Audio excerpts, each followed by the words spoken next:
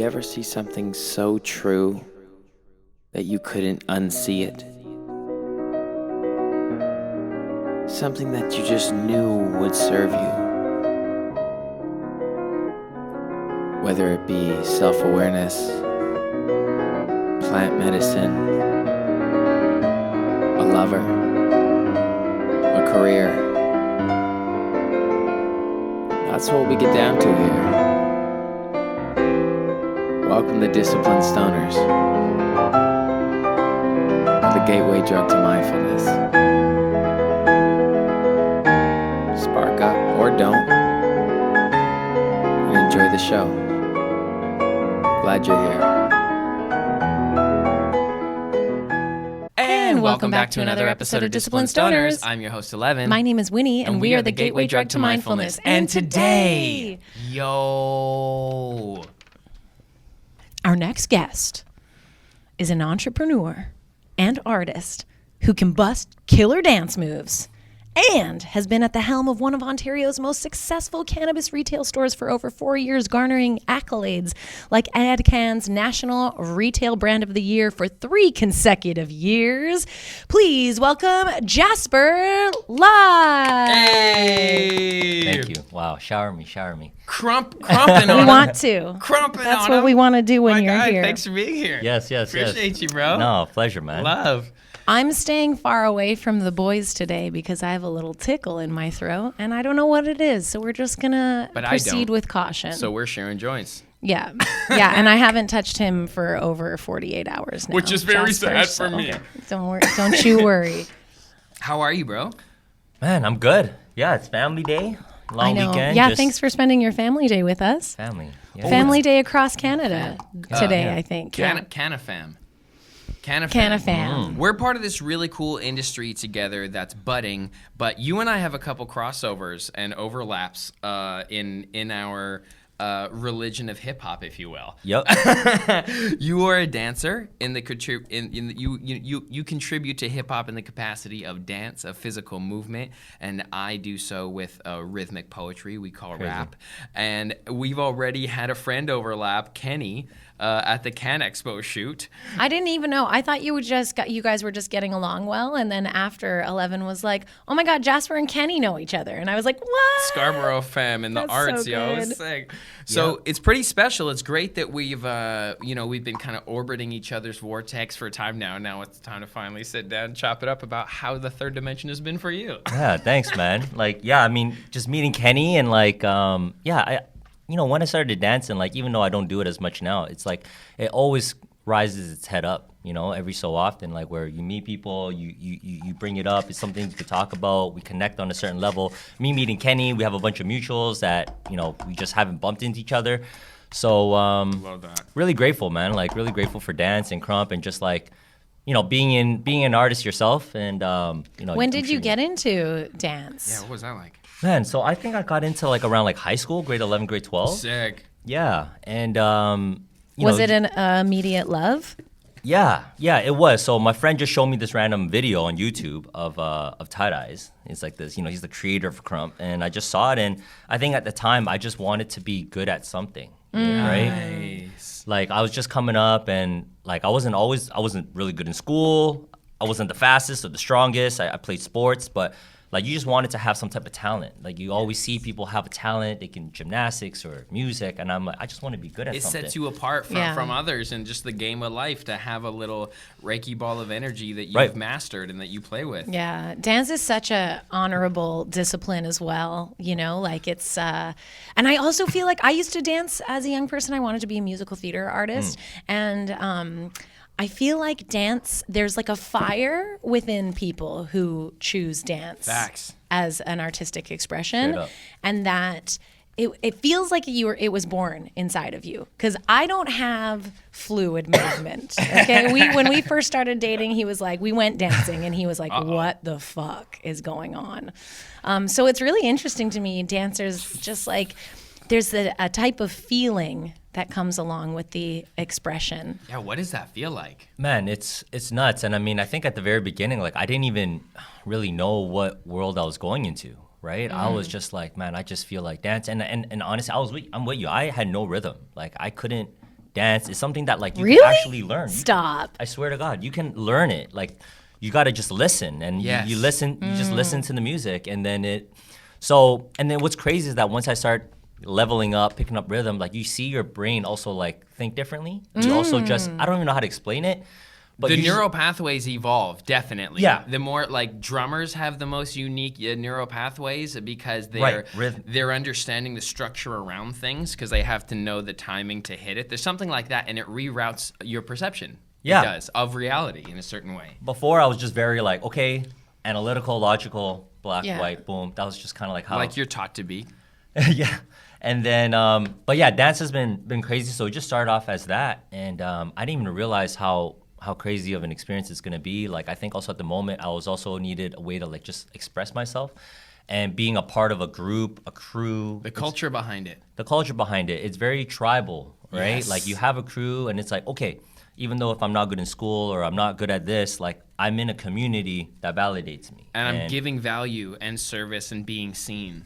Right, exactly. And during that time period when I was like grade 11, grade 12, like, you know, as many people at that time, like what do you really know at that time? We're all kind of like lost and we're trying to find ourselves. So having that was great. And, you know, when you pick a specific craft that you want to run a journey through, like it also shows you like, you know, how much work it takes to be good at something. You know, how much effort you need to put in. You got to surround yourself with people who are on the same path. Yeah. So now that I look back, I'm like, I'm able to extract all these lessons from it, where in the moment I was just riding it out. Right. And I made a lot of mistakes in it too. You know, your ego's in the way. You're around other people. You don't know. You get addicted to this high of dancing, performing, and Ciphering. And it was amazing. And yeah, like you go into sessions, battles, you train, and you try to just, you know, prepare yourself to go battle, you compete. Yes. It was, man, it was an amazing time. It feels like a spiritual dance because no matter who is the victor on the surface of those experiences, everyone's just kind of congregating to express. Right. And it's so magical. That's just like I focus more purposely. Like I met Kenny at Rise. I focused more always on ciphering, and I became the cipher manager at Rise because it just lended itself more to kind of getting down and creating together and sharing bars and expressions rather than like battle rap, which I also highly respect. Right. And love that, and you know, kind of did that in the streets and a little bit as a teenager, but then it's like more I like the cipher because you're 100%. Able to kind of extract and build. And I've written songs in ciphers, like you know, when everyone keeps coming back to something, when the whole crowd, it's like and it's like it's embedded now in that energy forever. And I don't know else how to get that energy. Everyone has to show up with that like will to participate. Right, and man, the session is crazy, man. Like it's where you sharpen your iron, you know. Like it's where you display, you show, you cipher, you exchange energy, and man, dude, you would love. I got to bring you out to a crump session one of these days. I'm down, bro. Yo, fuck you as well. Like you guys would love the energy, and it's very uplifting. And I don't know if you can visualize how a crump session looks like, but it's just constant. Like it's a dance cipher. So imagine you're spitting your bars, and you know I'm dancing, and then you have people yelling, screaming, hyping, giving you that energy, and then you're feeling that hype from it, and it elevates you to like come up with something off top that you didn't even think of, and it's crazy. Yes. And then they go crazy, and then because they're going crazy, because you're going crazy, and it's relevant to them, right? So they know they caused it. That's why freestyle is the funnest thing because you can take something right in front of it and make a theme out of it. Yeah. And then like people will know to like get in that frequency. It's magic. That's Can you make me my own little joint too? Oh, of course. I can't believe I didn't. I took 15 milligrams of oil before I came, but I just also I feel sad if I'm not also smoking. You haven't even smoked any weed today. I'm just over here being a child of hip hop with Jasper, yo. That's so sick. Yeah, and it was. Were you into hip hop before you started dancing? Yeah, yeah. Like I loved hip hop. I love music. And that's what you normally dance to? Yeah, exactly. So Crump has like its own music. It's got its own music too. Okay. Like, but it's very much like hip hop influenced, I would say. You know, like Busta Rhymes was like original one of the original artists that we listened to in Crump. It feels like a break beat or like a constant energy thing going, right? And that's why boss go, and I give it to the rhythm, and it's like be very easy to get jacked on that. And there's a lot of snares, a lot of like, opportunity to mirror pockets. So if you have like a groove that's like very pronounced, like gong, gong, gong, like, you know, like that, like they'll be able to like, gong, gong, gong, you know, like show what that look. I love it. I always enjoy that because I'm over here programming drums till 4 a.m. and these guys actually animate it. Like that, they bring an actual physical voice to the components in the tracks. It's fucking cool. Like you create the music. Like we move to it. Which right? is so it's important. Like, we need each other. When you started this, and it sounds like I'm hearing that it's all consuming. You know, you need to be part of the community and show up and work if you're going to perform. And that's recognized because people in the culture will either see you or not. Yeah. Like that vibe extended if you show up. Yeah. So did you acknowledge that there was like a discipline within the performance art at that time, or were you just having such a good time that's like it didn't really feel? Because I feel like sometimes discipline is a scary word for people. You know? Yeah. And it's like there's sort of like a haze of like.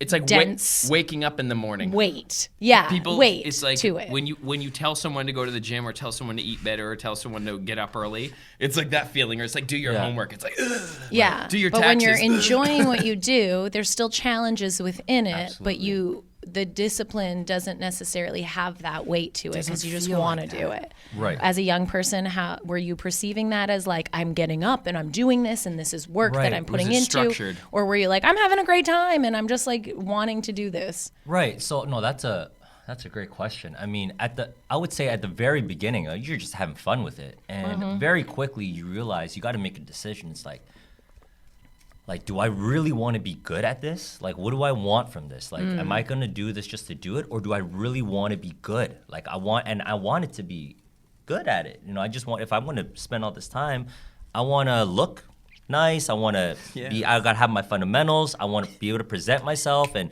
learn the history and, the history, that's something that the culture leads you to respect. Like, as an MC, if you don't know about the Rakims, the Big Daddy Kanes, you know, beyond like the obvious ones like Jay-Z, Biggie, like actually go and listen to their catalogs and understand references. Just like you can take original fundamental moves and do them and then create an ode to them. Right.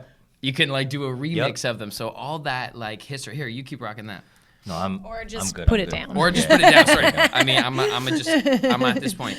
But you got our intake form. We're like, we smoke on this podcast. Disciplined Stoners, man. Yes, I sir. love the name. Like, honestly, Thank like you. as soon as I'm like, I already kind of have an idea of like what these guys are about, and I'm like, I'm in.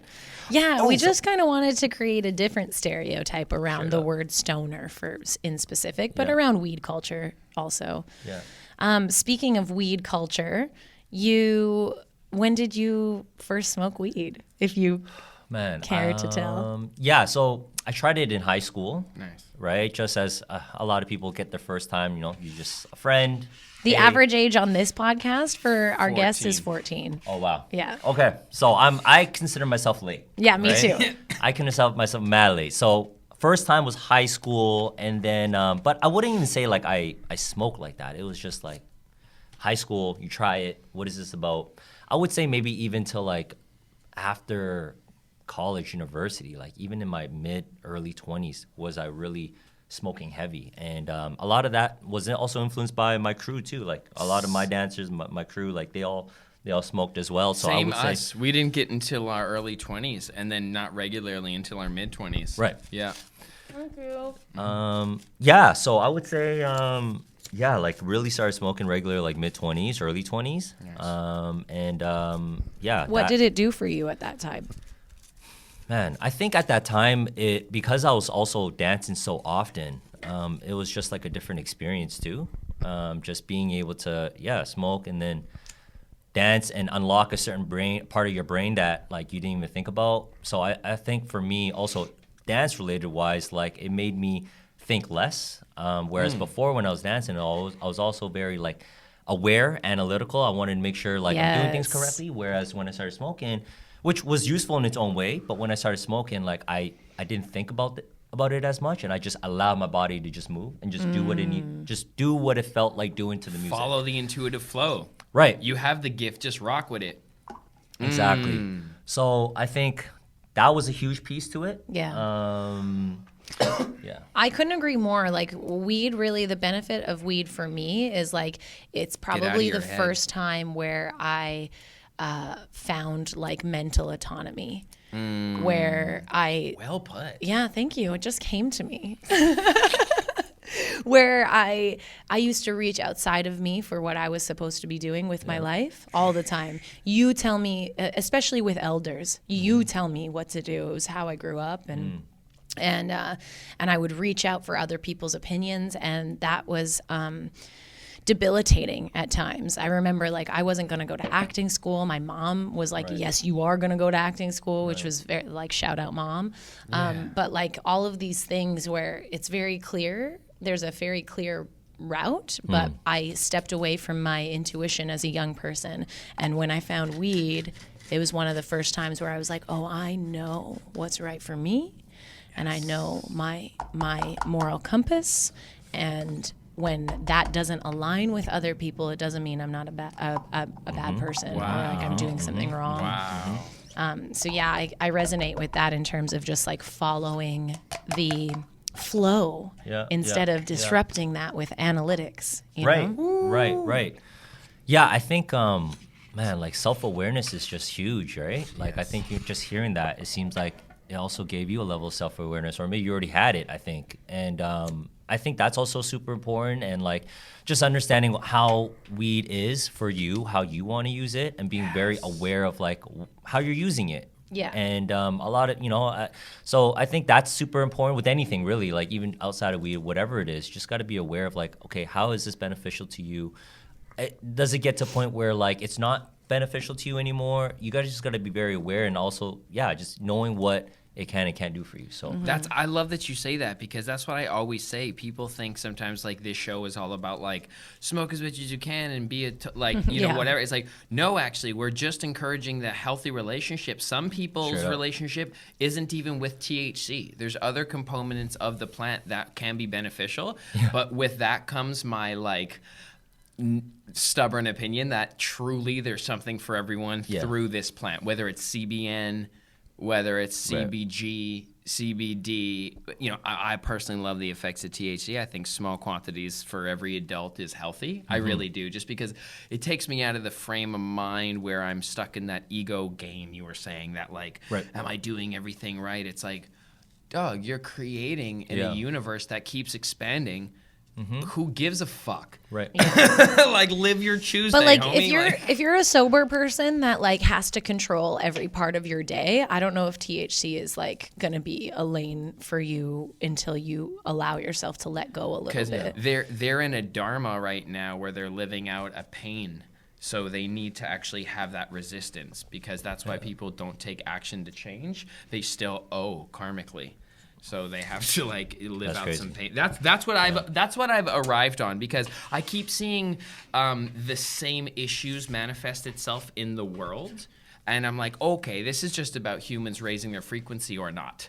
Because we'll just do the same thing. Like, I also have the theory that inflects this sort of through the quantum ether. The same thing will manifest if the energy's there with songs. We were in the Uber the other day, and this song came on that sounded like a Daughtry song, like, and I know. And I'm like, right? And it's like some like punk rock shit or whatever, some like soft radio, like sob shit, like white people in Alberta be listening to like a lot, or like Outskirts. And I'm like, hey, that song, though, there's one song, and I think Sum 41 had it when I was growing up, and Daughtry had it when I was a teenager, and then it's come through. The same song has come through different generations, but it's faceless by the point of the artist. Nickelback. You know what I'm saying? Like the Canadian gems. It keeps manifesting through whoever. Yeah. And just like I look at hip hop like that. Like, it's using us as its tools to like express. Yeah. So same thing I think with you're the a original creator. thing we were talking about. We're creators. Yeah. Like, you're either a consumer or you're a creator. And that's true. And like we're creating. To your point, it's so true. It's like why be afraid of judgment when you're in there? Like, you're creating, you're the one that is putting your artistry and putting yourself out there to be judged, and you're the one doing it. It's easy to have people, judge, and it's easy to feel that pressure coming too. But I always remind myself, like, even for you guys, it's not easy. The way, like, having a podcast, having a platform, putting yourselves out there, inviting people to come out, and and it's inspiring, right, to see you guys do it, because you're putting a platform out there where you're like, I don't really care what people think, and you're allowing other people to come on and express themselves. So, and we're grateful that you do. And there is also, thank you, man. Appreciate you. Thank you for that a lot. Yeah, thank you. There is also an element for people who are actively creating where we have to understand that there's going to be rejection every single time, because 7 billion people on this earth. With everything Not everyone's going to resonate with your art or what you're doing, and they don't have to. It's not their job to. So I think that sometimes makes it a little bit more challenging in terms of creating that habit of discipline when you're creating, because you're like, fuck, like, if you do one thing that you're really, really proud of and it totally flops, which we've all had. We've all had that. And you're like, well, I guess I'm going to fuck myself now. Like, what the hell, So you have to be willing to endure a level of... pain, struggle. Yeah. So that brings me to my perfect next point, because it was so beautiful to cover the head and the craft and the art with you, which is definitely priority every time. But also, you've managed to use your noggin in this lifetime as well, bro. You've accomplished some cool things with the cannabis industry, which I wanted to also shout out Elise, our friend Ian, her plants, who brought us together. So appreciate you. Awesome. We love you. You brought another blessing into our world. So thank you. Do you want to share a little bit on what it's been like in the game, how you've incorporated culture and stuff into your store, and talk about that as much as you like? I would love to hear. Yeah. Yeah, man. I mean, so I guess the journey kind of started like a few years before. I worked in sales. I managed a couple like watch stores, and I was super into sales. So I've always been in retail, just being in school, and that's so good. Like part-time job, right? You're always in retail, and being in that, you're always customer facing. You're always talking to people. So selling, the most valuable thing to understand how to do on this earth. Absolutely. So I was in that for a bit. I had my dance background, and I consumed in my mid-20s all the way to like my late 20s too. And I was like, I saw this opportunity come up, and I was like, well, legalization was kind of happening, and we were just kind of seeing what's going on. Is it going to go private sector or public sector? What's the law saying? It was a moving target constantly. Yeah, I know. It was such a fucking game for a while. And I made a pivot. I worked at the watch store, and man, it's a journey, because like at that time I was doing everything. I was like the number one salesperson at the company. I went from part-time to full-time to AM to store. I did the whole climb, and you just do everything you can to try to be the best that you can at that job. And and then, a few years later... Why? Why do you think that? Why do you do everything you can to be the best at your job? Because I don't think everyone does that. Right. Why do you want that? You do. This does. He wants to go, like, his heart. What does that lead you to? Man, that's a great question. So we can go pretty deep with it. So that's where we like to go. Like, before that, like, I was... I wasn't there. There's a lot of things that I did I wasn't proud of, Like I just, I was, when we can go into that, but I just wasn't proud of a lot of things that I did. I was surrounded by maybe the wrong group of people, I just wasn't really happy with where I was. And this going back into the workplace and like earning a living the right way and doing things properly, I felt like it was a way for me to redeem myself and just show that like, I'm not about this life anymore. I don't want to do this anymore, even though it sucked, because you're like, man, from what I was used to how it is, there's an hourly wage, this is how you do things. Yeah. I was like, oh, fuck. Like, but you got commission from sales, though. Yeah. So as long as you position yourself, the street hustle is so much more alluring when it comes to casual, passive, situations. But then it's like, are you really applying yourself to maximum level if you're not engaging, if you're not upgrading as a person? So you made that huge. I made a little shift towards the light too. I know what that's about and the discipline that takes. But if you're smart, you put yourself in positions that you could still gain from your hustle and not be taken advantage of by an hourly. Exactly. And I mean, if you look at it just from like a money perspective, then it becomes harder. I was kind of like, I need to self-develop right now. I just need to... You knew where to look for value in your life. Exactly. Wow. I'm like, there's an opportunity where I can lead, I can manage, I can sell, I can develop a relationship with the president, because I had a direct line with him. That was just kind of how it was set up. Gorgeous. So I was like, there's a lot of things I can learn from here, even though this is not my end goal and this is where I am. I'm in a rebuild process. I'm recreating myself. I'm redeeming myself. So. And what age was this? Man, I'm going to say like 25. Yeah. Wow. You know, men That's pretty good. Finish forming our brain at like 25. Like, we don't get the full thing, doesn't finish forming until 20. I felt it too. You're like sitting, you're like, oh shit, this. I don't think my brain has finished forming yet. Still cooking. Sorry to cut you off, bro. Continue. Love this. Yeah, I mean, like, and I think that happens when, like, in my early 20s, like, I just made a lot of big mistakes, and like that kind of expedites the process. Like it kind of just speeds things up. You know what you don't want. Yeah, you learn harsh lessons early, big struggles, big challenges. You learn it early, you get hit fast, and you just hope that you don't get hit so bad that you can't recover from it. But you need a level of pain and suffering to get you to learn those big lessons, because like, bro, we never really learn lessons until it's a harsh lesson. Like, I mean, and that's what's just crazy. Like, countless times it'll happen. I'm like, okay, I got another chance. Okay, I can do it again. I'm good. Okay, you kind of know that you shouldn't be doing this, but it's not until you really get slapped in the face where you're like, okay, like, I think I learned my lesson now. So gotta hurt enough. That kind of sped up the process, and that's kind of what gave me the conviction at that time to be like, I need to do this well. I want to do things with integrity. I want to just do a good job. I just want to show that I'm who I think I am. And yes. I am who I think I am. Yes. That's a fucking bar. Yeah. You got to prove to yourself that you are who you think you are. That's exactly what it... When you start to make strides, especially as a thing that a lot of people want to be their job and is still their hobby, they'll be like, well, what is it? What does it take? You got to want to chase that pain and to show up for yourself to become the you that you're pretty sure is in there, but isn't quite yet. Straight up. And you got to have that internal patience with yourself and this thick skin to almost like shush doubt, whether internal or external. Yeah. And that's fucking huge. Good for you. Thanks, man. Not everyone does that. Yeah, like most people give up there. Yeah. That's a graveyard. That part of the journey is a graveyard.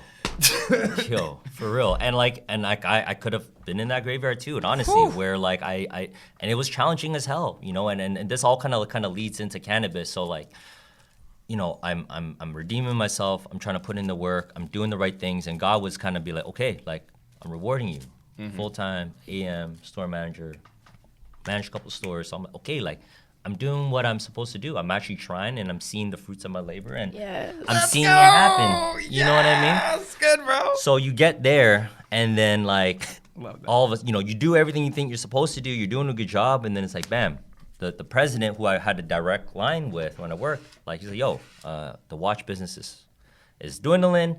You know, the Apple Watch came out, Amazon. It was just a business that, like, you know, it was hard to continue to stay in that industry. It had a time limit. Like a lot of Best Buy ain't got no more physical media as of this week. Oh, like DVDs, you mean? There's no more physical media in Best Buys. No. Like things dwindle and childhood. Yeah, like remember Rogers and Blockbusters trips? Yeah. Things they'll never know. Yeah, nothing lasts forever, I No. suppose. So exactly, Except this watch cockroaches. business and all this really just continue to show me how important it is to be able to recreate yourself and just be able to go with the punches, right? And so that was another gut punch where I'm like, okay, I did what I'm supposed to do, and now I got to this point. Can I interrupt you real quick? I want to know if there was a loss of community, friends, loved ones while you were moving through this transition. Yo, man, it was Yes. Fuck. Yes. I know. Doesn't that suck? Like think about it, right? Like you were the man in a sense where, I had people who relied on me. I was the direct manager. Like they relied on this job that I was kind of like in control in some way. I try to build people up. I try to bring people on with me, promote them as I'm growing. I'm trying to bring people with me. Yeah. So I'm also like, I felt like I was having a good impact on people around me. So for me, for that to happen, I felt like, dang, like even though it's out of my control, it's not my fault. I feel like now I'm letting my people down. And so that was tough too. Yeah. But I feel like when you treat people right, they understand and things kind of play itself out. So I mean, it was a dark time. Like, so I was there, and then I got a new spot, lost a job. I was like, shoot, what do I do? So, I went from having, feeling I'm in a good place to, being back down. I'm like, man, like, why is this happening again? Like, Ebbs and flows, buddy. I just did what, I thought I was supposed to do. Right. And then now it's being taken away from me, and I got to rebuild myself again. But so went there, got a condo, had to move back home with my mom. And I had I was on EI for a bit. shout out, mom. Straight up, and just be able to have that where like I can go back to, that's like That's huge. I mean, that's huge, Wow. like not everyone has that, and I'm lucky to have a wonderful mom for that, so so I moved back home, and then I was on EI for a bit. I'm trying to find myself, and I worked this other job for a little bit. I was like at Legoland, like operations manager for Legoland at Vaughan Mills. Oh, cool. So it was like way. something totally different, like I was like managing this park in the mall. That's But awesome. like, I've heard that's sweet, that Yeah. Legoland. It's a big operation. That's for sure. Working there, not so much. So Yeah. I'm like there, and I'm like, okay, let me try this out. Didn't really like it. So I'm like over and over again. I'm like, man, this is not for me. I don't like to have my destiny in someone else's. Someone has control over my destiny. Yes. No matter what I do. There it is. No matter how I perform, there's someone else. There's a level of control that I don't have over what my performance and what I do. And Yes. I was like, yo, I can't do this. I need to figure something out. And that's when legalization was happening. Okay. Right? And so That's a good story, and man. this is the crazy part right here, right? So All on top. watch it, where I worked, when I managed those stores, that president, who at the moment where anyone could have been like, man, you're snaking me. Like, I did all this, and you blindside me, bankrupt, boom. Right. Like, man, a lot of people could be like, man, like, but I looked at it as like, this is just business. I'm not going to be emotional about it. Can't be You know what I personal. mean? Like, Yeah. I get it. Like, it wasn't going well. You needed me to be there. I get it. So I didn't take it personal. And It stings, but you can't ultimately hold that grudge.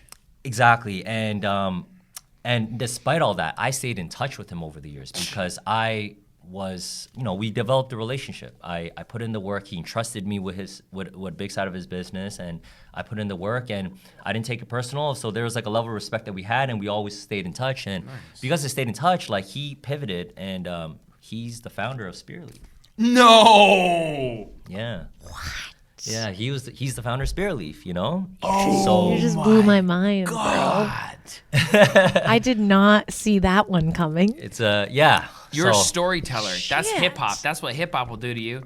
Oh, bro. Okay. Yeah. That's amazing. And even during this time, I mean, it's tough, right? I'm like, okay, like let's talk, let's work. And I am reached out so to him. glad I didn't shit talk him during the previous story.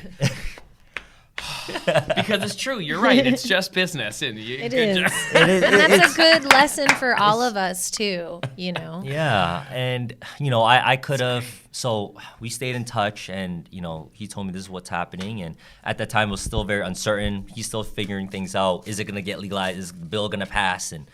But I'm like, look, I want to work for you, even if it's for free, or even if you want to pay me whatever you can. So you like, fuck with this individual because you know he's a winner. yeah.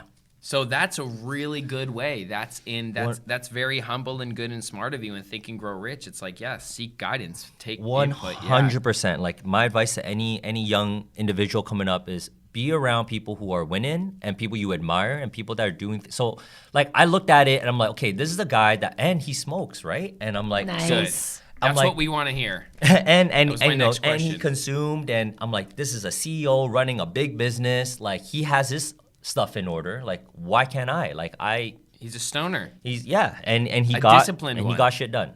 And so I I stayed in touch with him, and I kind of worked with him and just kind of followed that path all the way to Ontario. Everything became more certain. And I was like, okay. I was like, well. Where were you? Like physically, geographically? Yeah. I was in Toronto. Okay. Yeah, I was in Scarborough, born and raised. So Yeah. I stayed in touch with him, and I'm like, you know what? I want a franchise. Like, I want to open one up in my community in Scarborough, and I want to have my own store. I know retail. I consume cannabis. I've worked with this guy. Everything was aligned. Everything that I went through in the last 5 years. Don't you love that? All the ups and downs felt like it was aligned for me to take this path. And that was your opportunity to show someone who could give you another opportunity that you have a good attitude when the seas go like this. Straight up. He's like, this guy rolled with me despite all that, and he's here still supporting, trying to work. And now he wants to do his own thing. And now I want to do my own thing. I want to get a franchise. I want to get a Spirit Scarborough. Because that's also been your passion all along, to give yourself the fundamentals to expand on with your own momentum. That's great. Wow. Yeah. So, went through that process, and long story short, I wasn't a lottery winner. I wasn't a lottery winner the second round. I applied, just like everyone else at the very beginning. I had to hold down my lease in Scarborough for like a year. That's what 1922 had to do too. That's insane. They did 18 months before they opened. That's insane. Yeah. We had to outbid 3 other people who wanted our same location. Whoa. Holy. Yeah. It was. Where is your location? Morningside and 401. Used to shoot Degrassi up By on Malvern. Morningside. Wow. 3 other outbidders. Oh, that's right near. We used to have there's a beer Rise store. at Burroughs There's Hall. yeah. So that would have been at that a year before. There was 3 other people trying to get that same really? unit. For cannabis? Do you know if it was for cannabis? It was 3 to 4. Like the landlord was just like, the landlord could have just been saying it, but like Right. at that time it was pretty. There's a lot of Believable. Yeah. Yeah, it was a big. Everyone was searching for locations to get the lottery Right. and all that. Yeah. So yeah, we had to outbid 3 other people, hold down that lease for a year. Jeez. It probably was cannabis because people weren't really fucking, like, it was hard to get a lease. Straight up. Yeah. Right. That met all the zoning requirements and all that. So I mean, yeah, it was a nightmare. So but, you guys, what did you do in the space while you just had it for a year? oh man, so Design it? dude, so because it's part of a franchise, and I worked with him, so I was with the company when they got the first lottery store in Kingston. So I was out in Kingston, learning. Wow. I'm there working the store. Already. What's the POS in? Already. I'm learning the products. I'm in the game, taking homework. I made an Instagram page. I did marketing. Coming soon. Spirit Scarborough. So good. So I've been working before I even got my license. My God. And so as soon as we finally applied, we got the license. We got in. Y'all got great half-ounce options. Oh, thanks. Yeah, it's important. That's an important. Oh, 100%. Oh, yeah, and we can dive into that. But yeah, we'll so go retail, but just continue the stories there. so we got in there, and it's crazy. I look back now, and I'm like, man, I'm really glad I wasn't a lottery winner. As much as in the moment you felt like you wanted to, and you could have complained and said, man, this system's rigged. But I like the fact that I did things the right way. I wasn't a lottery winner. No one can look at what I've built as luck. Yeah.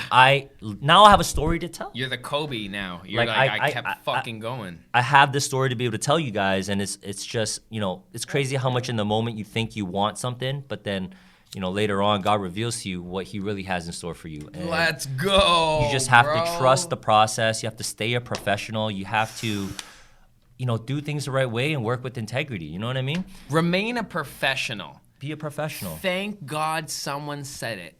That's exactly what this game has to be. You can't take it personally. Remain professional. And when engaging in that capacity, bring your highest self. Are you pretty level-headed when you came, have you always been pretty level-headed, or is this something that you've learned over, is this something you wanted to implement in your life as part of your personality and person? Natural or intentioned? I think, I wasn't always level-headed, right? And don't get me wrong, during that whole, this whole period that I just kind of showed you guys, it was some crazy times. I was stressed for a lot bit, I was feeling down and but I just realized that no one's gonna come save me. I gotta just do what I think is right.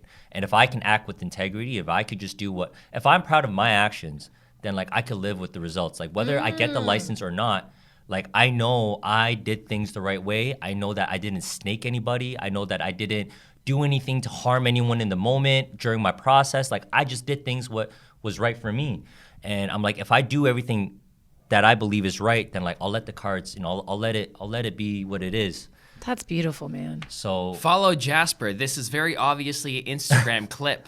Yeah, Thanks for watching our a reels clip on for sure. Instagram. That's what this episode is packed with. Okay, thank you, man. Now you guys are like bringing it out of me by asking me these things. Like it's crazy for me to even just talk about it and bring it up. I'm really just bringing this up because we're in this flow right now. But helps when you're the real deal, McNeil.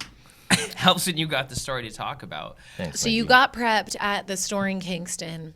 Yeah. And then when did you find out you got a license? So I would say I found out January or February I found out the summer of 2020. But I was building out this entire time because in order to get the license, you have to build out your store. Yeah. Yeah. Right? They got to come in and look. So imagine like you're holding down a lease for 12 months, 18 months for some people. You're building out a store during COVID. So I had guys going in there at night, like trying to just prep things and make things a little faster, doing what we can. Because I'm like, man, I'm paying lease every month that I'm waiting. Like, And you're not You making basically anything. need half an M to get started. Bro, like just to cover all that and like sustain for a minute. And I think that's what these first half a decade years have been, is like basically the system having such a pay gate to participate that like every retail store has fucking given so much focus, time, attention, and money. And there's probably so many asses on the line. And like just so you can roll up, park, and cop a quarter. Like that is so beautiful.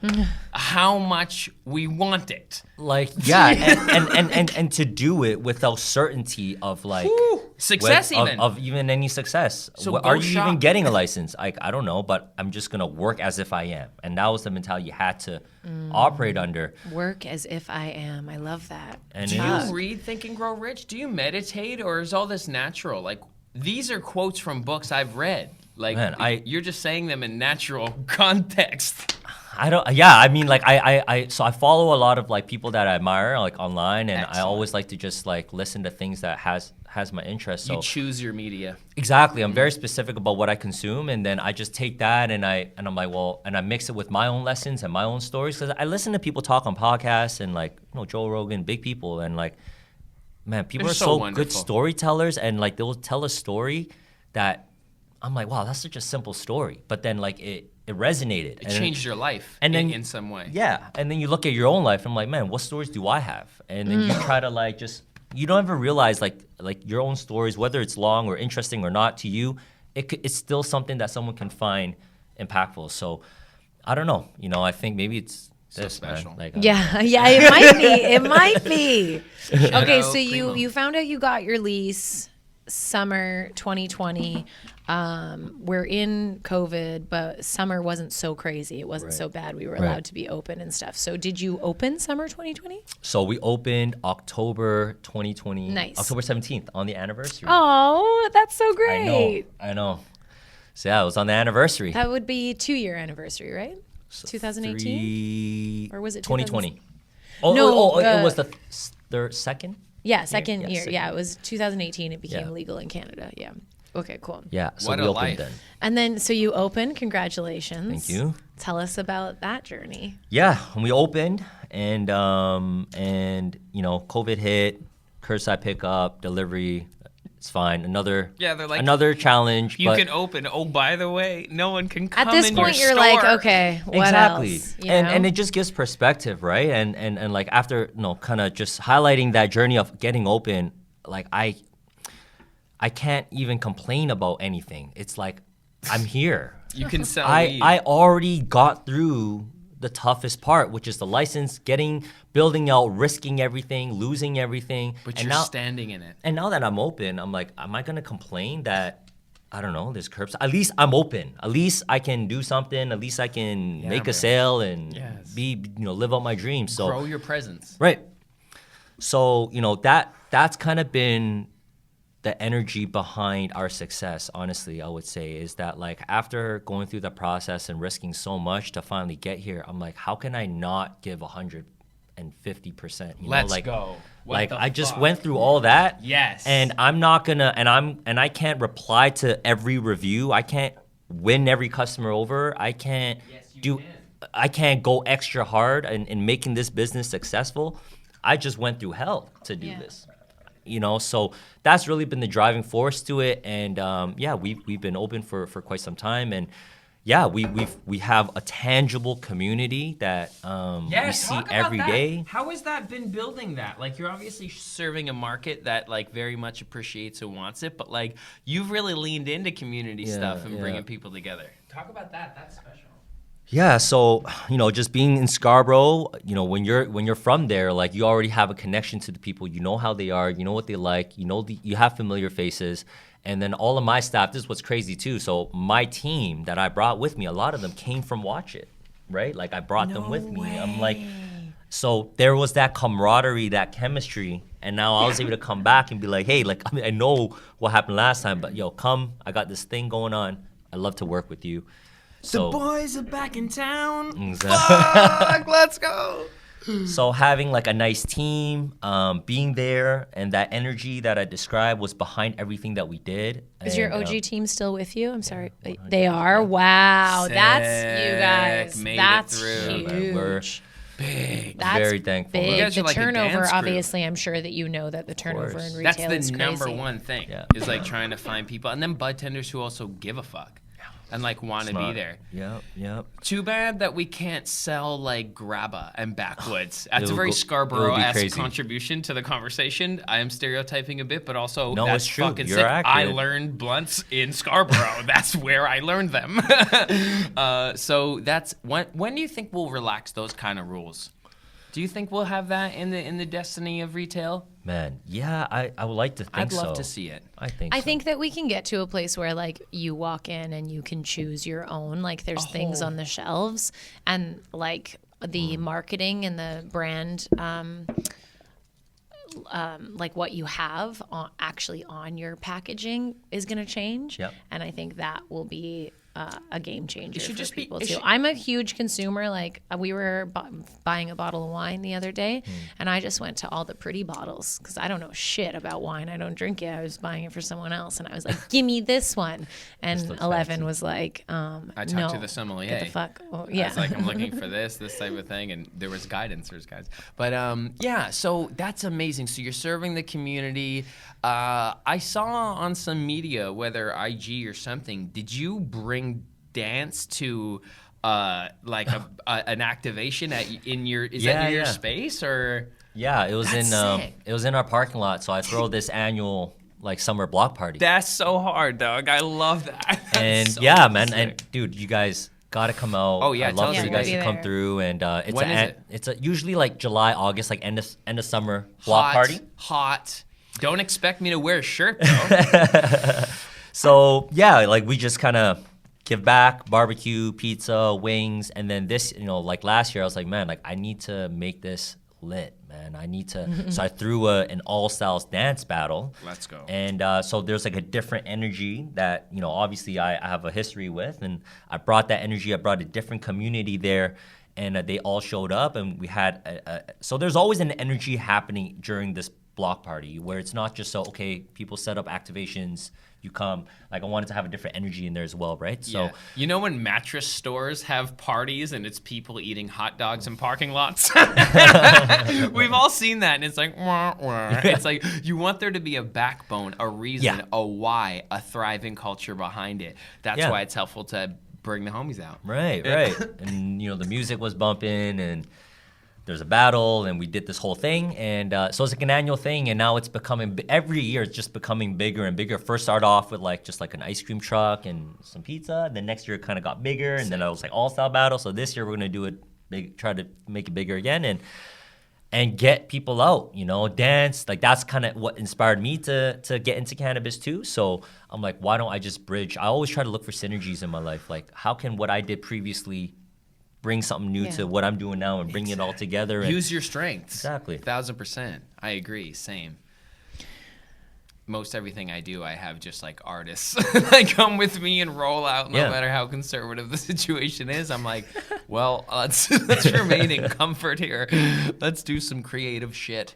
If there was something that you could change immediately in the cannabis industry, that could, be sort of like an overnight shift. Changer. That's a great question. Where would you look to? What sector of the industry would you want to? Man, that's a great question. I don't know the answer. I don't know the answer myself. We're not trying to throw any heat or shade to anyone, but just like we're early at it is all. And everyone has been pretty cool. I've heard every time that we kind of push a boundary, whether it be for permits or some sort of operation, they usually are like, oh, okay. Like, the system is open to being corrected right now. So I think it's very helpful when those who are on the ground floor operating with it and the back end of it. So I think, regulations around, whether it's edible limits and stuff like that, and around the product and retail and the business, I think those are always like things that would be nice for them to just, update and make it a little bit more free and open. Those are always great. I think update, good term. Yeah, so I could always go there and say something there. I think what would be best is I do really enjoy this spirit of entrepreneurship and business, and sometimes what I would, and what would be nice is if there was less gatekeeping.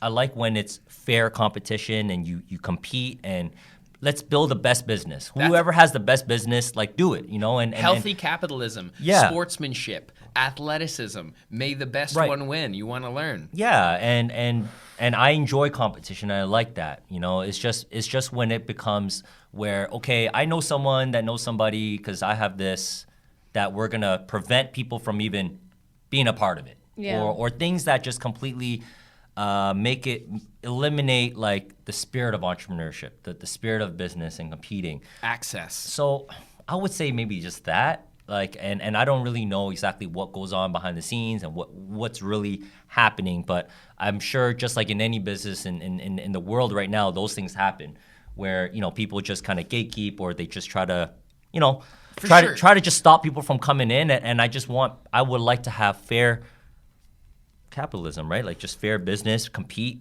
build you don't need to tear a tower down. You just build your tower and make sure and if you win, you deserve to win.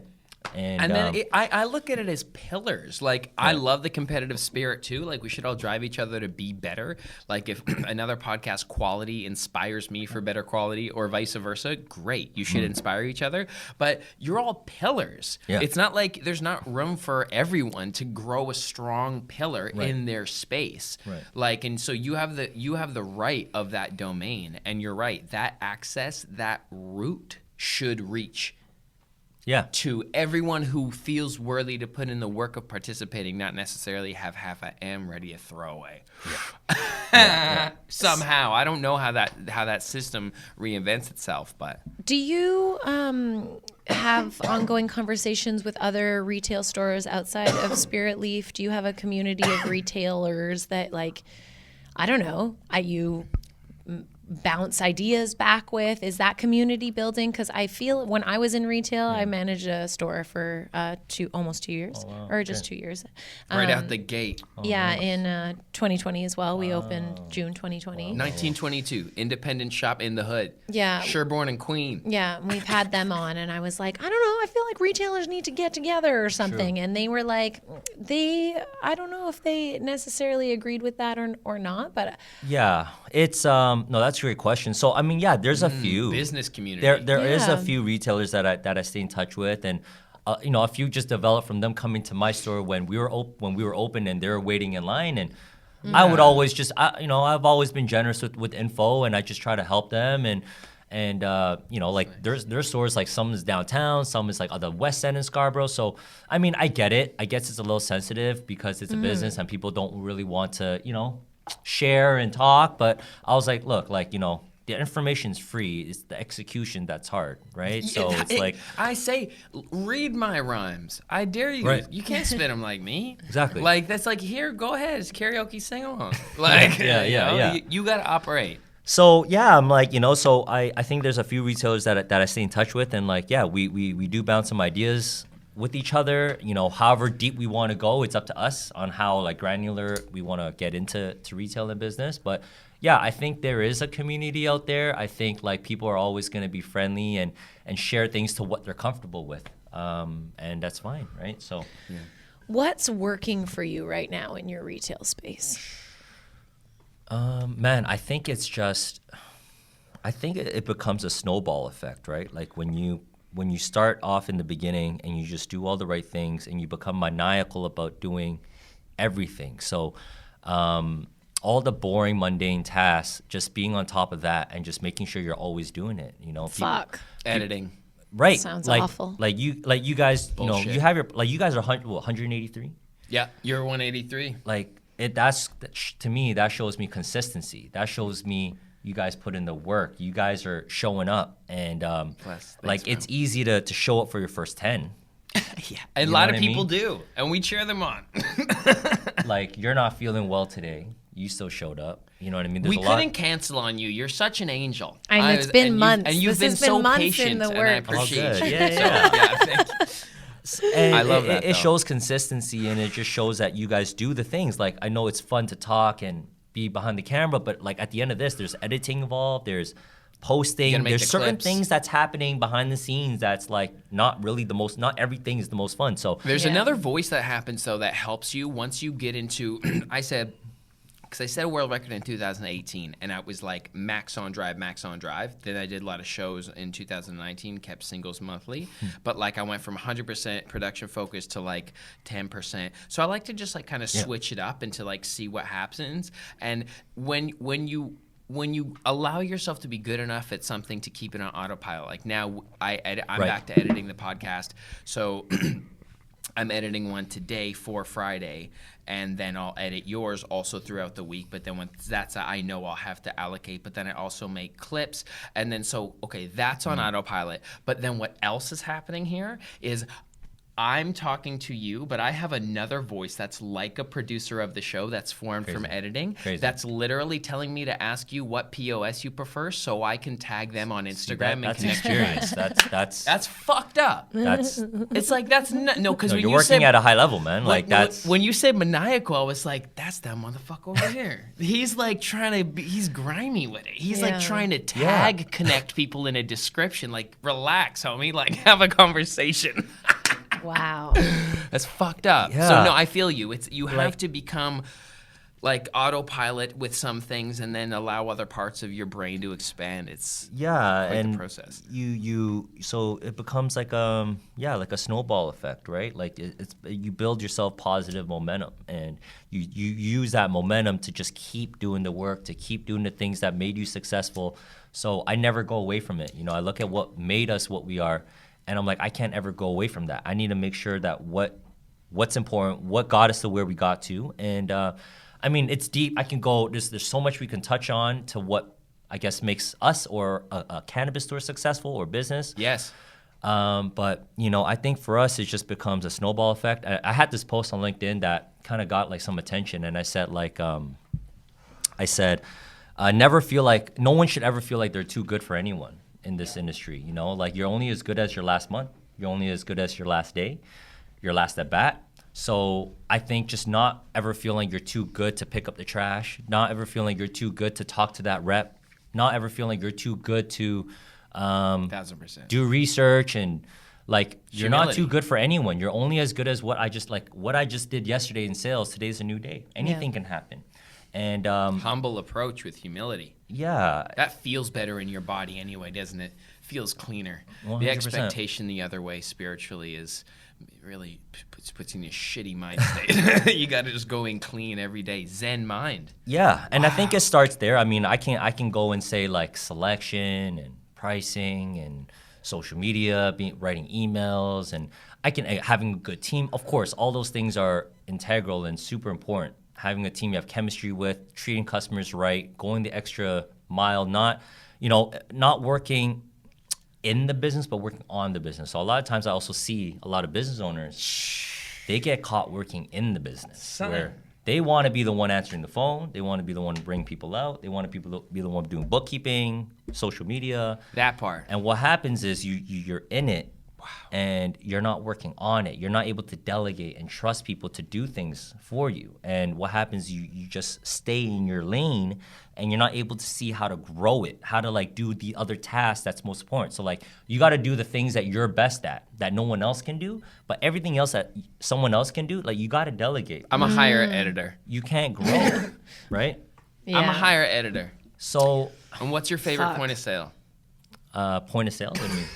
I'm just A kidding. Kova? Going nice. Isn't that the only one? I don't know. Dude, what everything you just said is basically a 101 to mastering your business. Curation, creation, and harmony. Right. Like, for you to have the bravery to be the center point nucleus that's going to hold this message, that's another story. To have the energy to show up, like you write a schedule to show up every day, but do you show up every day with the same attitude? Right. That's crazy. I'm curious with that. Like, I assume you must meditate.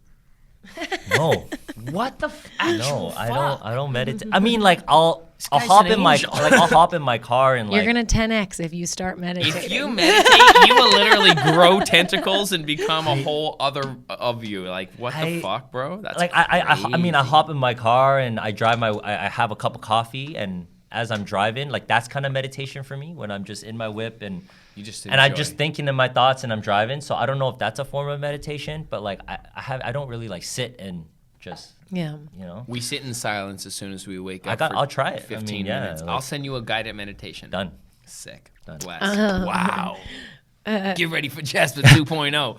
Apparently, next one's about to meditate. So you said, you know, Levitate. so you said that, you know, working on your business is doing the work that in your business that you're best at, and then delegating everything else. Yeah. So what are you best at? Yeah, so I love marketing. I love writing. I love finding ways to grow the business, develop myself, finding other opportunities, getting creative. So even at my store, like I've created this. I have a monthly catalog. So I print like a hard copy Shut up. of every month, new releases, top 10 best-selling flower, pre-roll, infused pre-roll drinks, and I have this catalog and I have a newsletter of like 3,000 cannabis customers on my newsletter.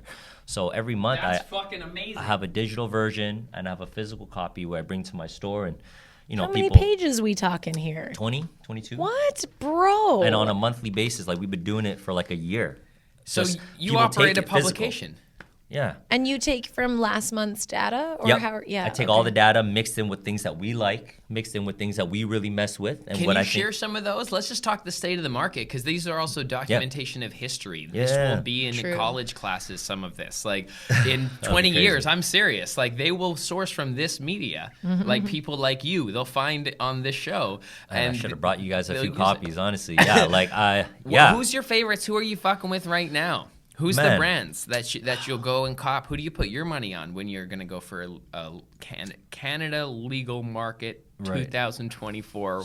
What is Jasper? So grabbing? what's so crazy about this industry is that like it's so rapidly changing on a week, Of course, like there's always The something. amount of products coming at you now in comparison There's to thousands. 2020. There's thousands. over 4,000. You have to choose from that as a curator. Yeah, and so I mean, my team's on Reddit. We're listening. You're We're- listening. We're listening to what the market is saying. Huge. And yeah, like it's rapidly changing. So what's popping one week, which all like change next week. Okay, it could have a different batch, or it's or this thing would pop, but then the next batch has a lower THC or Right. lower no, boom, now that's no longer the meta. So the meta's always being updated. So I would say right now It has a pulse through Reddit. it has a pulse. I've man. never been on Reddit. I Yeah, have. I'm not on it too much, I but love it. Good for you, though. So you're actually taking a pulse from the market, and then you guys make choices on that. Yeah. Who are some of your wild creative cards? Because I know you got to sneak some of those in there. creative cards. Well, we just- didn't get through popular. Oh, I'm sorry. Yeah. Continue. So yeah, I think like the loud plug's killing it. The loud plug is killing it. I really like Simply Bear stuff. Me too. It was a first facility tour that we did. Love you, in BC. Simply Bear. Yeah. Simply Bear. And, the lime mojito is a nice sativa. Yep. Their white rainbow. White rainbow. Their buddy. white rainbow Dude. is nuts. Yeah. Nuts. That like white rainbow. Yeah, seriously. Dude. Yeah. Yeah, I really like. And then there's like smaller guys too, like Woody Nelson. I really like Woody Nelson. Yeah, they're dope. Homie came and visited us. The Glade Runner, STFU, the I OG, think. the jet fuel. Super cool people. Yeah. Great people. Very cool facility. Yeah. They're so cool in the things they're doing. I've written now since I've learned about your newsletter, and these guys on a list of people who don't need my help. They have such great fucking creatives. Yeah. Like they've created a video that he showed us about their facility and how they do things. They came out strong. Like it's not often when a brand will drop and a bud tender will hit me up.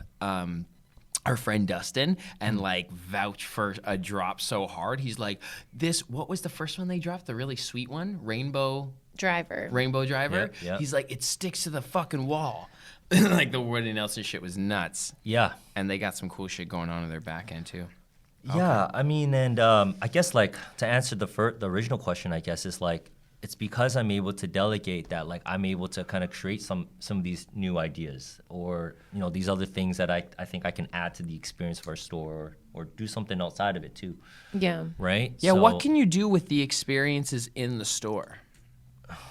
Yeah, I mean, so there's some stores. So there's a few things. So we, for us, we offer free coffee every morning from 9 to 11 a.m. That's amazing. So I bought this like Nespresso machine, and like it's a nice like commercial type Nespresso. And that's such a classy move. Every morning, yeah. Like do people come through every morning? Yeah, people come. Yeah, for sure. So I just would. Free coffee. What a delightful surprise too! If you just pulled up first thing in the way. morning, right? We have someone there serve the coffee, so that's something that we do. I got this. Sick, bro. I had this little 40 projector that kind of just shot out, and it just there's like a nice little tech there where I could showcase some buds, some brands. That was kind of cool. Moving images. Yeah, Gorgeous. I got this. I got like a Pac-Man arcade little unit sitting at the corner. If people want to do that. I know some stores got like a press machine where you can come and press and they charge it as a service. That's kind of cool. Yeah. And then we have our catalogs there out on the table. They can check it out. So there's like a few things you can do for sure. Yeah. Like even like the littlest details, like tablets. I just recently upgraded my tablets to like a larger screen now. So it's faster. When you press the button, there's no wait. I noticed customers, like if you wait for like 3 seconds, they're like, they'll move on. You have a few seconds to get people's so attention. And instead of complaining about that, you just update so you can give a better experience because you know how it is when you're on the move. You're trying to look at weed, And and it's just like I think with the delegating too, I know that like it's tough because like sometimes it costs more and I think also another thing that made us successful is that like I'm constantly feeding the machine, right? So whatever it is, I always try to find ways to inject money into the machine.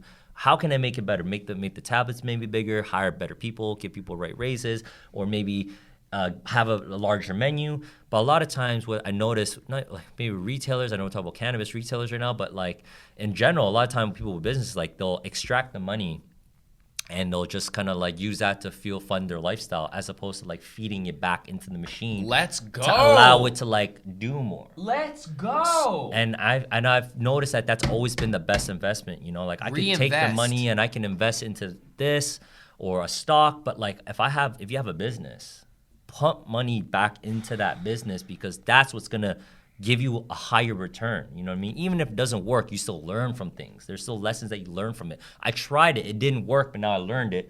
And I tried it. I put the money into it. So that's another thing I feel like a lot of retailers don't do enough. They just take it, and then they just want to like... Profit, they just want to take the profit, boom. I order an extra large piece next time. I asked this question on a live stream that I saw Ellevan doing with BAM the other day, and I'm curious your thoughts about it. Do you think people making money from weed should be regular consumers? Should they be should they consume? Should you smoke weed? Yeah. If you're benefiting off weed, should you smoke weed, basically? If you're benefiting from it, should you smoke weed? Well, or use weed. Not necessarily smoke. Making money from, I think, is like... Okay, like if you're making money from it, should you consume? If you're in the business, right? Maybe that's a better way to frame it. Or should it if you're in the business of cannabis, should you be consuming it? That's a great question. I'm going to try to answer this. I think I never like to tell anyone what they should and shouldn't do, right? Like That's fair. Like I don't know. That's good.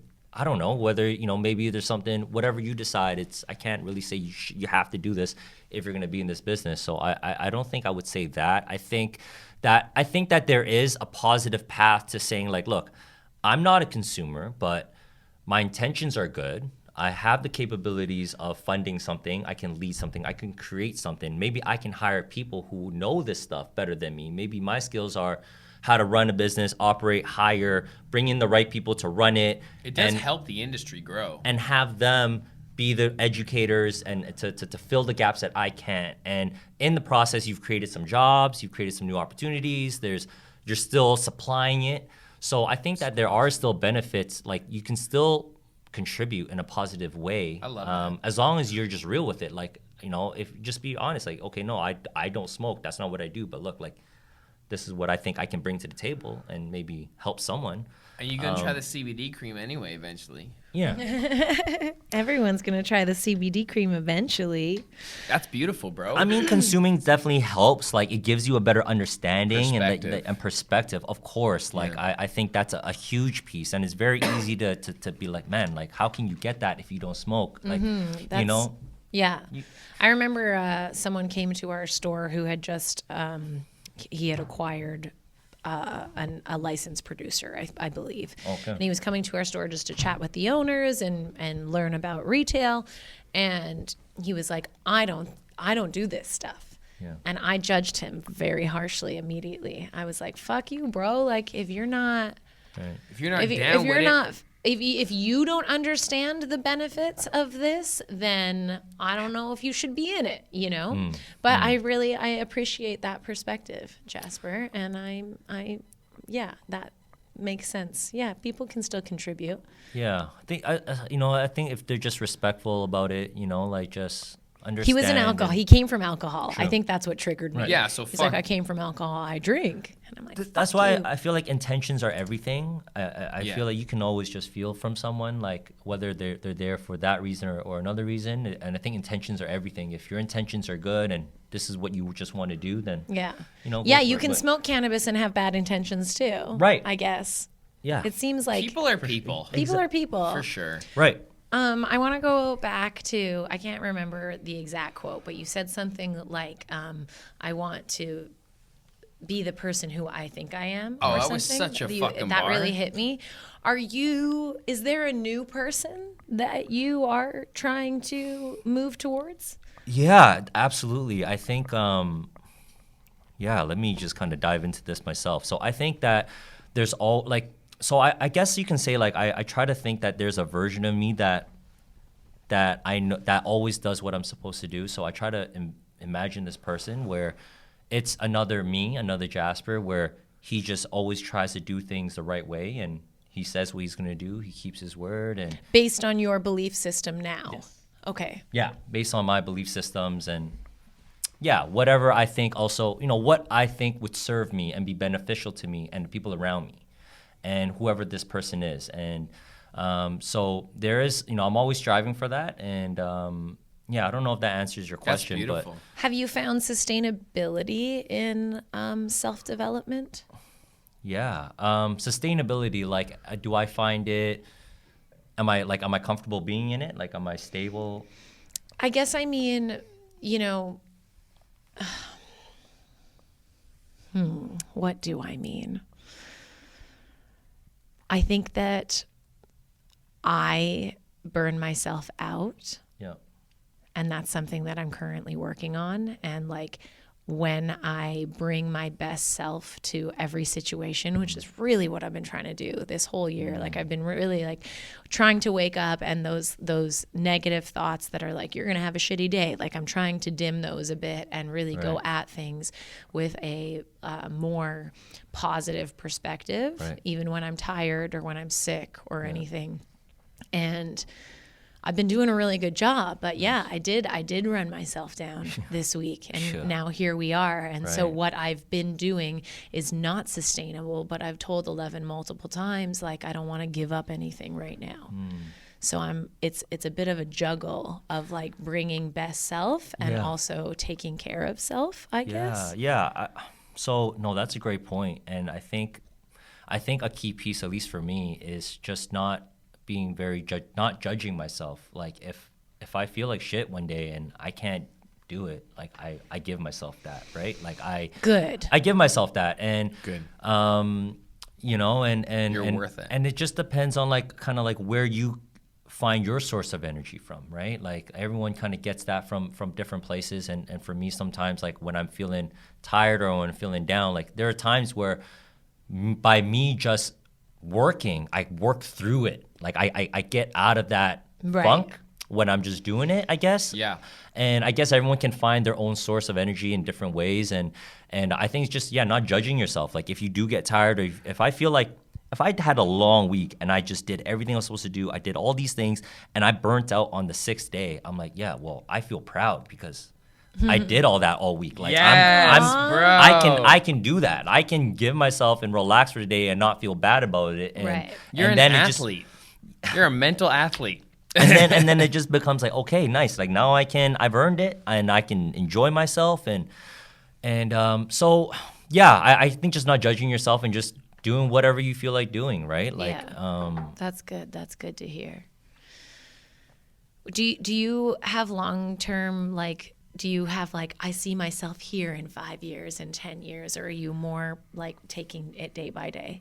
Yeah, I think that's a great question. I think I have a macro picture or a macro vision. Like I'm not going to say I can sit here in 5 years, I think I'm going to be at the head of this. And I try to look at it like, how do I want to feel? Like what's that state of where I am in 5 years, you know? You're saying the gospel, bro. Instead of like a very specific role or title, I'm like, well, in 5 years, 10 years, I would like to think that I'm just feeling amazing. And I have, good friends. I have good family around me. I've built things that I'm proud of, and whatever that means, whatever that translates into, whether that means it's like a X amount of company or this amount of thing, or whatever it is, like I just need to be, in 5 years, I need to have a macro goal of like the certain feelings that I want to be able to feel then and the relationships that I have at that point. So as long as I'm like kind of in that pocket, You're such I love a it. G, man. I That's fucking love so delightful. You are a ray of sunshine.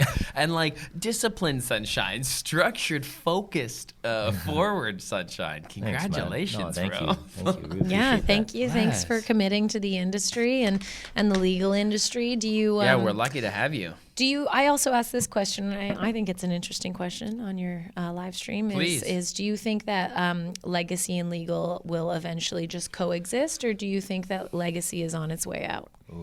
I think it will coexist.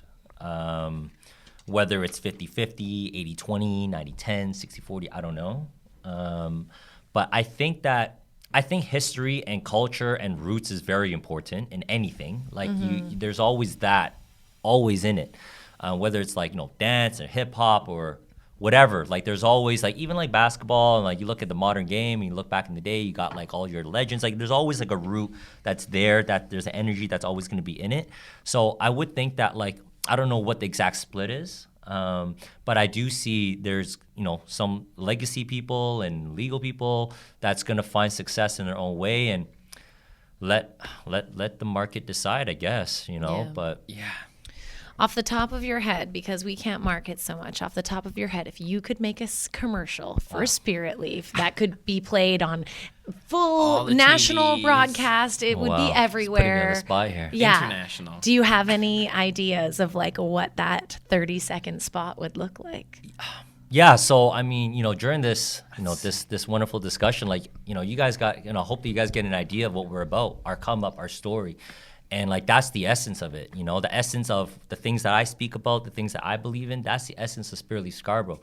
Community, doing things the right way, just supporting, showing love, and being a competitive business to offer you the best products at the best prices, and always leveling up the experience for you. So like that's just at the essence of who we are. And if you mess with that, if that resonates with you, then like you're gonna enjoy being, you're gonna enjoy our store and what we do. So I enjoy your store just for the free coffee. I love to show I'll be up coming between 9 every and morning 11. at 9 and 11 now. If 11 comes at 11, can I still get one? absolutely Closing it's hours. full day for you, man. 24 hours whenever you need it. Love. Yeah, we definitely got to come see the store. Yeah. Yeah. We Oh will. my God. We'll make a And I trip can't out. And wait that block party, I oh was my gonna god, say, Oh, I we'll can't be wait for the there. block It's gonna be party. crazy. Fuck yeah. Yeah. I love that. Oh my God, I can't think of a more delightful place to. I leave know it. that you were. Even- That was so fantastic. Wow, thank you so guys. much for coming on the show. Oh my So god. beautiful. Where can we find you? Yeah, I mean, so my handle on Instagram is smg.40. I have a newsletter, a personal newsletter, if you want to subscribe to it, where I just talk about these things, business, mindset, positive, self-development.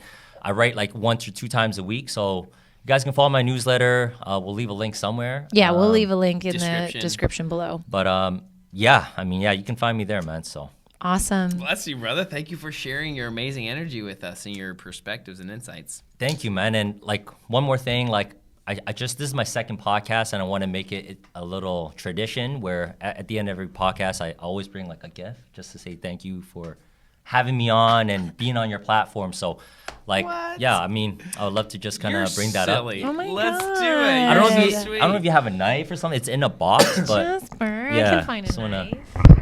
You're so kind. Thank you, bro. That's so sweet. Okay, this is Do I have a key? Yes, I have a key. Thank you, bro. Oh, Boom. fuck, look at That'll this. do the job. Holy consuelos. No, this was fun, man. This was fun. This is This has been really dope. fun. Filet. Stop it. So it's like a belt, man. No way! Oh my God. Just a little thing you can put on, you know. Oh my god! Got the spear leaf on the side and Yes! just a little belt. You know what I mean? You just put that up. Oh my god! Thank you, brother. I'm going in sick. for a hug. Thank I'm not going to touch you because I don't know what I have. problem, no problem, But no problem. thank you But yeah. so much. Nah, thank you, man. Bum, bum, bum, bum, That's bum, crazy, bum, bro. bum, bum, bum, bum, bum, This bum. is going everywhere. The mic, the That's spirit it. leaf, the That's it. joints. That's it. Oh, That's it.